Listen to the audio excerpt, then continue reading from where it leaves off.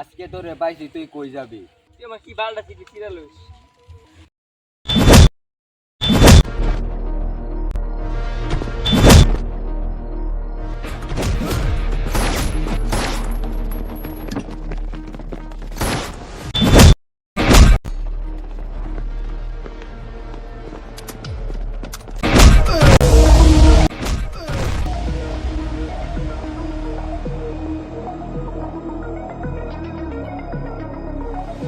ইমন, তুই আমার লগে বেইমানি করলি?